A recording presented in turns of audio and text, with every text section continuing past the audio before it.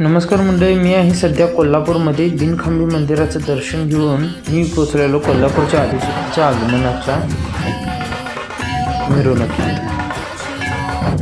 तर ढोलदशेच्या पथकात एक बाल कलाकार मला दिसला.